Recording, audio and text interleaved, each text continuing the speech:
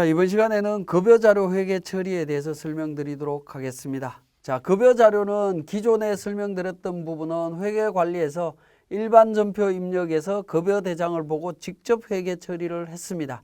그러나 그러한 급여자료는 우리 원천징수라고 하는 탭에 근로소득과 사업소득과 관련되는 정보들이 이미 등록이 되어 있습니다. 그렇게 등록되어 있는 정보를 각각마다 소득마다의 회계 처리 기능을 통해서 일반 전표로 회계 처리할 수 있다라는 겁니다.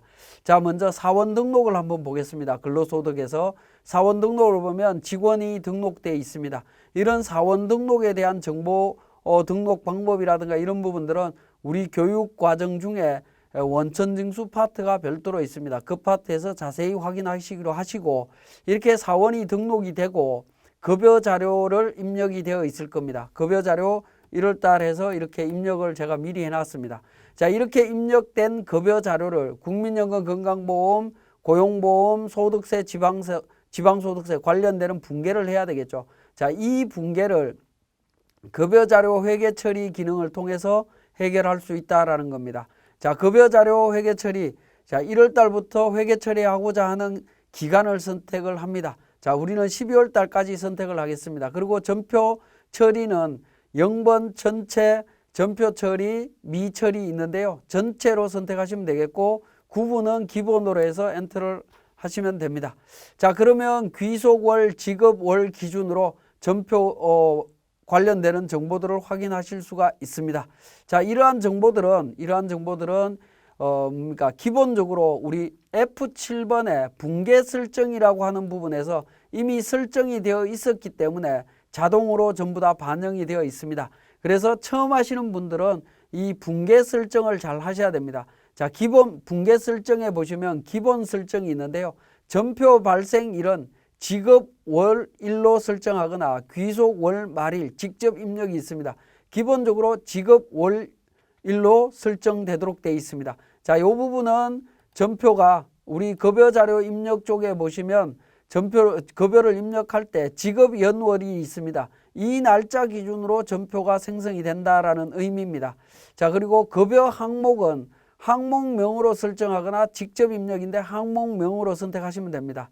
그 다음에 계정별 합산하느냐 하는 부분인데 합산하지 않는다라는 게 기본이었는데 우리는 합산을 합니다. 계정별로 합산하는데, 자, 계정별 전체를 합산할 거냐 차변만 합산할 거냐 하는 건데 기본적으로 차변만 합산하시면 됩니다. 차변만 합산하고요. 그룹별로는 합산하지 않습니다. 그래서 기본 설정은 전부 다 0번으로 설정되어 있는 게 기본인데 초기 값인데 계정별 합산만 2번 급여 항목 합산으로 선택하시면 되겠습니다. 자, 그 다음에 공제 항목 설정과 관련해서 자, 국민연금 건강보험 관련되는 부분은 전부 예수금 계정입니다. 예수금 계정인데 예수금은 부채 성격이기 때문에 거래처 부여가 필요합니다. 그래서 거래처를 미리 등록을 해 놓으시면 좋습니다.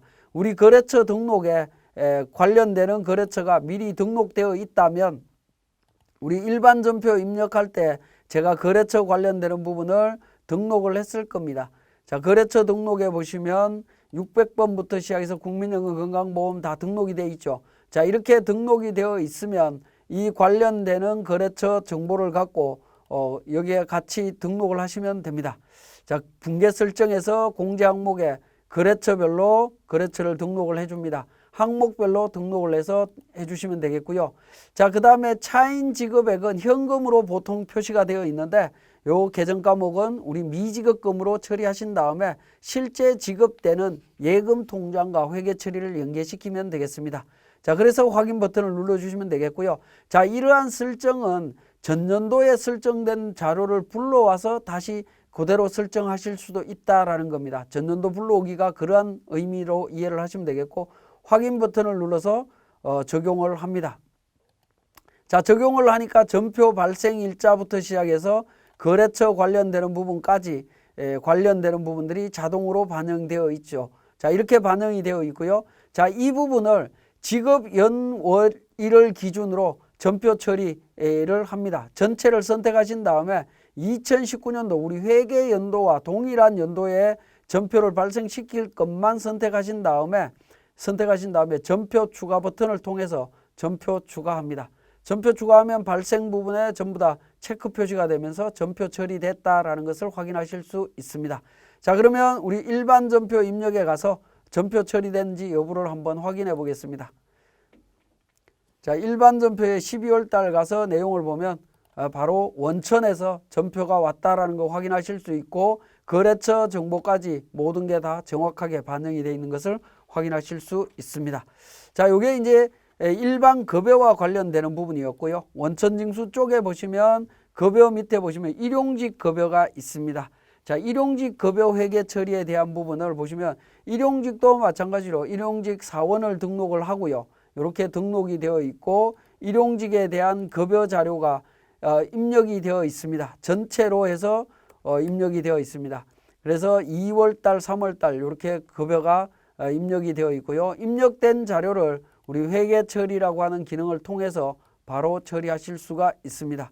자, 1월부터 12월까지 해서 전체를 선택해서 정리할 수 있습니다. 여기에도 마찬가지로 F7번 적요 설정이라고 하는 부분인데 적요를 항목명과 동일하게 사용하겠느냐 하는 부분입니다. 그러면 항목명에 있는 부분을 적요란에 동일하게 사용을 합니다. 동일하게 사용하고요. F8번에 기본 계정 설정, 계정 과목을 어떻게 할 거냐 하는 부분입니다. 요 계정을 설정을 해주시면 자동으로 반영이 됩니다. 자, 반영이 되고요. 단지 이제 그러니까 일반 급여하고 다르게 거래처를 등록을 해줘야 되는데 거래처는 여기에서는 자동으로 등록되지는 않습니다. 자동으로 등록되지 않기 때문에 일용급여에 대해서는 발생된 금액을 거래처별로 미리 등록을 해주셔야 됩니다. 그래야 그러니까 회계 전표가 정상적으로 진행이 된다라고 보시면 되겠습니다. 이렇게 해서 전송해 주시면 됩니다. 자, 관련되는 부분을 전표 추가하시면 되는데 추가된 전표가 있다라는 겁니다. 이미 전표를 제가 전송을 했습니다.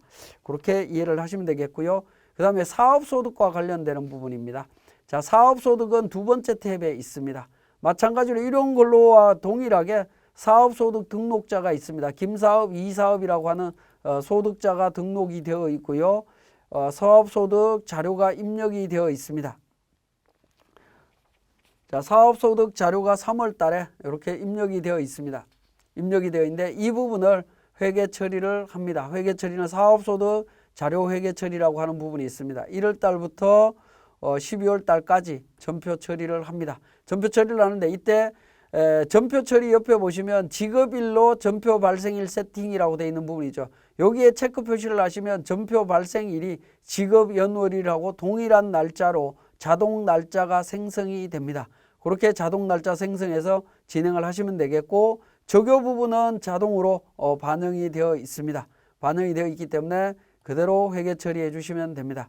자, 거래처는 직접 등록을 해 주셔야 됩니다. 여기에도 마찬가지로 우리가 거래처 관련되는 부분을 등록하는 난이 없습니다. 자동 등록되는 난이 없기 때문에 직접 등록해서 전표 추가해 주시면 되겠습니다. 자, 이렇게 이제 그 원천징수와 관련되는 부분에 있어서 근로소득과 일용근로소득, 사업소득은 우리 회계 처리 기능이 있기 때문에 자동 전표 처리되는 기능을 간략하게 설명드렸고 구체적으로 계산되고 하는 과정들은 우리 원천징수 교육 쪽에서 확인들을 하시기 바라겠습니다. 교육 마치겠습니다.